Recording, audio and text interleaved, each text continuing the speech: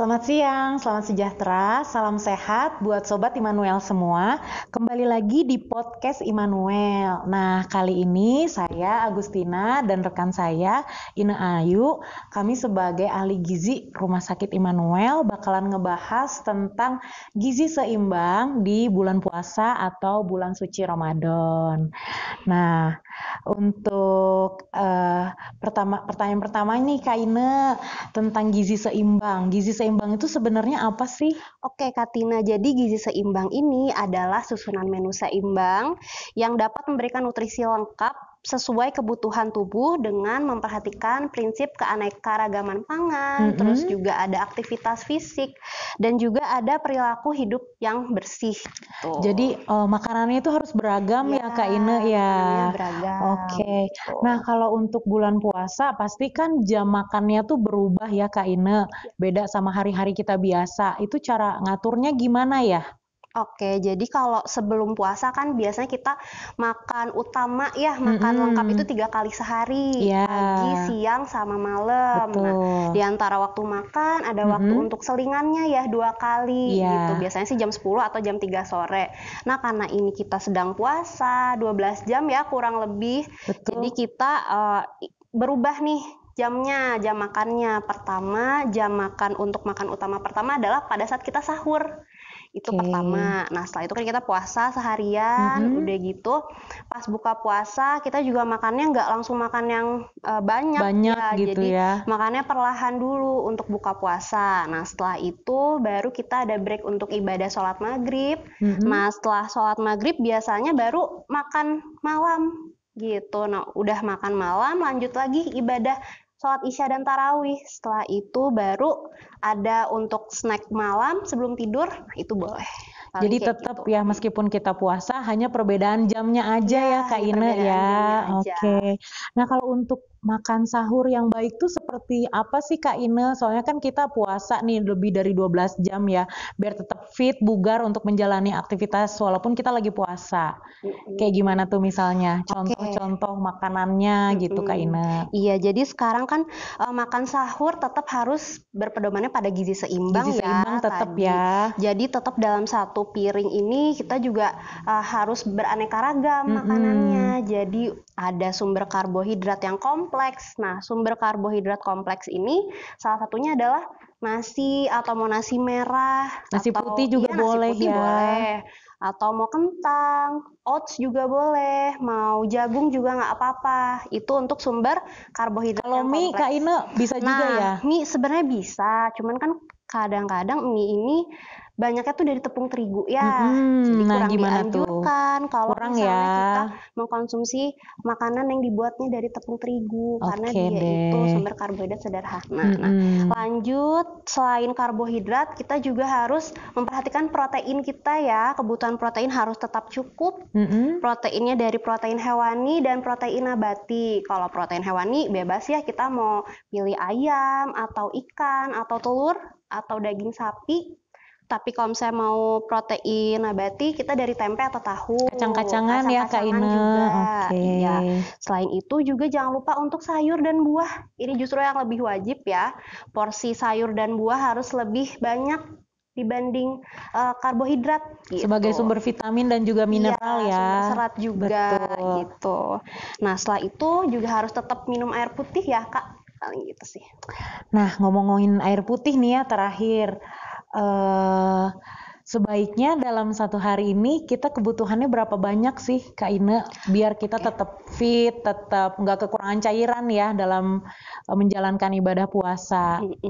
Jadi kan kita sehari sebelum puasa juga kalau minum air putih harus 8 gelas ya. Iya. Setelah puasa kita kadang bingung gimana nih seharian siang-siang kan nggak minum. Iya betul. Makanya untuk ini Kemenkes juga udah menerbitkan salah satu pedoman juga ya untuk udah ada pedomannya ya Kak Ine ya. Jadi tipsnya gitu biar kita tetap 8 gelas sehari minum tuh pertama adalah 1 gelas pas kita bangun tidur sebelum sahur ya. Setelah itu kan kita sahur. Nah, setelah sahur 1 gelas lagi gitu. Itu udah 2 gelas. Udah 2 gelas ya pagi-pagi itu ya. Pagi-pagi itu subuh ya. Subuh udah 2 gelas. Nah, udah gitu kan kita seharian puasa, berbuka puasa, baru kita minum lagi 1 gelas.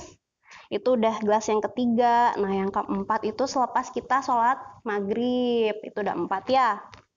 Yang kelima adalah saat kita setelah makan malam. Setelah sholat maghrib itu kan kita makan malam. Itu 1 gelas minum. Setelah itu lanjut ibadah sholat isya, boleh 1 gelas lagi. Gitu. Setelah itu sholat tarawih, habis selesai kita minum lagi 1 gelas. Yang terakhir, gelas ke-8 adalah sebelum kita tidur. Sebelum tidur ya. Jadi tetap ya kalau dihitung-hitung tadi udah cukup ya 8 gelas sehari. Jadi kita nggak usah khawatir bakalan dehidrasi atau kekurangan cairan walaupun kita puasa lebih dari 12 jam sehari ya. Oke.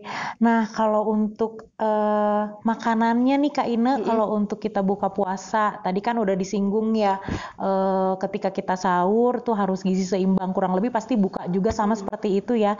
Nah, kita mau bahas untuk makanan yang kurang dianjurkan nih, baik ketika sahur maupun ketika kita berbuka, apa sih makanan yang kurang dianjurkan gitu Kak? Nah, jadi kalau untuk sahur dan berbuka puasa ya, jadi kita juga harus menghindari kalau pas sahur nih kita hindarinya bahan makanan yang kadar garamnya tinggi. Udah gitu kita juga hindari yang asin-asin gitu ya, kadar garam tinggi harus tuh dikurangi. Terus minum teh juga jangan, soda sama kopi. Sama yang manis-manis juga. Dan porsi makannya juga kita harus lihat nih, nggak boleh terlalu banyak banget gitu, nanti sesek juga perutnya. Oke, kalau yang asin-asin biasanya kan malah bikin kita malah cepet haus juga ya, apalagi kita lagi puasa gitu ya, lebih baik memang kita hindari ya. Aja. Kalau yang manis-manis nih Kak Ine, kalau berlebihan emang kenapa sih gitu? Nah, kalau yang manis-manis ini tadi karena dia tuh kandungannya adalah karbohidrat yang sederhana. Makanya dia tuh cepat banget diserap sama tubuhnya. Jadi kalau misalnya cepat diserap sama tubuh tuh ya bikin kitanya jadi lebih cepat lemes gitu dan ngantuk, jadinya males aja seharian gitu. Mager gitu ya kalau bahasa sekarang ya. Sama tadi juga kalau teh, soda, kopi, dia kan sifatnya tuh diuretik. Betul. Jadi kita tuh bakal lebih sering buang air kecil gitu, makanya malah banyak gitu ya cairan yang keluar, malah takutnya malah makin lemes juga ya kalau cairan banyak keluar ya. Iya. Oke. Nah, kalau sekarang kita tadi kan udah bahas ya kayak baiknya seperti apa makan sahur, berbuka gitu ya. Udah menyinggung juga soal gizi seimbang gitu. Nah, kalau ngomongin soal kalori nih Kak Ine, ada perbedaan nggak sih sebelum kita puasa sama setelah kita menjalani ibadah puasa? Kebutuhan kalori tetap sama atau malah menyusut nih, karena kan kita jadwal makannya malah jadi kayak berkurang gitu kan. Nah, menurut Kak Ine nih sebagai ahli gizi gimana? Oke, jadi kebutuhan kalori kita nih gitu sebelum kita puasa, pada saat kita puasa udah pasti tetap sama. Oh, tetap sama gitu. ya Kak Ine. Tetap sama, cuman kan sebenarnya kalau untuk sifat kebutuhan energi itu kan sifatnya individu. Jadi sih memang tiap orang tuh berbeda berdasarkan berat badannya, tinggi badannya, aktivitasnya gitu. Jadi ya sebenarnya sama gitu, nggak ada penyusutan gitu. Jadi intinya sih tetap sama ya kebutuhan kalori kita sebelum kita puasa dan setelah kita menjalani ibadah puasa gitu. Yang penting jamnya aja sih gitu ya. Yang beda tuh jamnya tadi, jam makannya aja yang jadi berubah. Oke deh. Nah, kalau untuk Kak Ine, biasanya kan masyarakat tuh lebih sering mengkonsumsi ketika berbuka nih ya, karena udah 12 jam lebih puasa gitu ya, pasti kan pengennya tuh yang manis-manis, takjil gitu ya, sop buah, gorengan.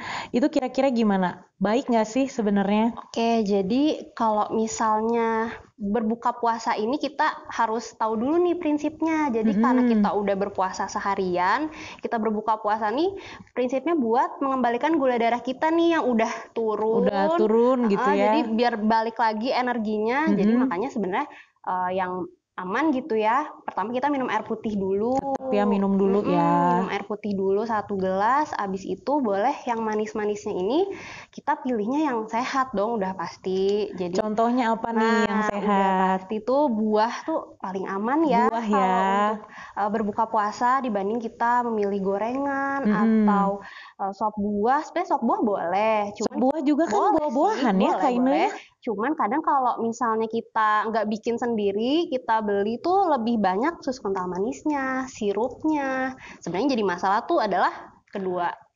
tambahan-tambahannya gitu gulanya ya, ini. pemanis-pemanis yang Iya, lainnya. kalau misalnya kita bikinnya nggak pakai susu kental manis atau sirup tambahan itu nggak apa-apa, boleh. Nggak apa-apa ya.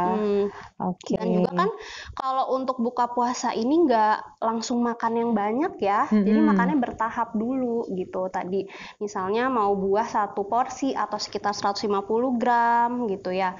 Kalau enggak biasanya kan kurma ya yang sering gitu, karena kurma tuh manis dan dia juga memang cepat untuk mengembalikan energi kita selama sudah 12 jam puasa ya.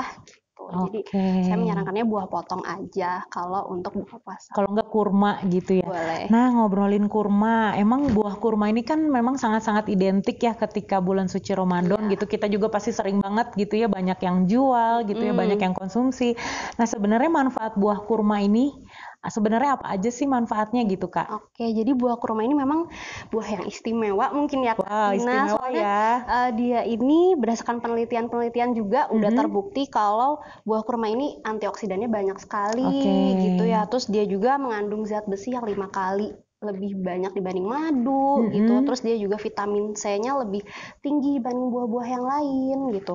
Nah, setelah itu kurma juga mengandung potasium ya atau kalium yang ini bisa mengendalikan tekanan darah kita gitu. Setelah itu kandungannya juga ada asam folat yang baik untuk membantu pembentukan sel darah merah. Wah, jadi memang banyak banget ya manfaatnya ya, bagus banget ya buah kurma ini ya.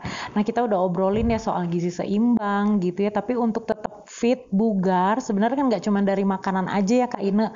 Perlu nggak sih ketika kita lagi puasa, meskipun puasa tetap harus ada olahraga atau aktivitas fisik nggak sih? Nah, justru pada saat kita berpuasa ini, proses lipolisis atau pemecahan lemak dalam tubuh itu lebih bagus, lebih meningkat gitu.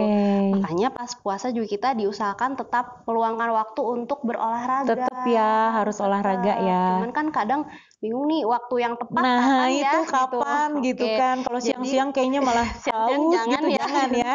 Oke, jadi waktu yang tepat untuk olahraga saat puasa adalah 30 menit sebelum kita buka puasa. Jadi kan kalau 30 menit tuh kita udah beres olahraga tuh udah bisa langsung berbuka puasa gitu. Nah, olahraganya juga mesti diperhatikan ya sesuai kemampuan tubuh kita gitu. Ada orang yang memang udah biasa untuk olahraganya intensitasnya tinggi gitu ya, seperti aerobik misal atau lari gitu ya. Tapi kalau misalnya yang intensitasnya ringan atau sedang, bisa kita jalan santai atau yoga biasanya sih gitu. Tetap dilihat kemampuan juga ya.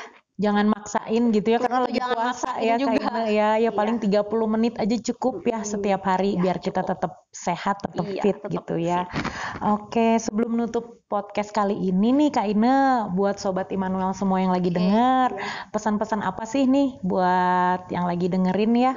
Karena menjelang bulan puasa, ada yang mau disampaikan gak nih dari Kak Ine sebagai ahli gizi ya? Iya, sebenarnya yang terpenting saat kita menjalani bulan puasa itu adalah tetap makan sahur itu penting gitu. Jadi kita jangan sampai melewatkan sahur dan juga menyegerakan saat berbuka puasa gitu. Kita juga harus buka puasanya juga jangan terlalu yang langsung banyak ya, perlahan gitu. Kita bertahap gitu makannya.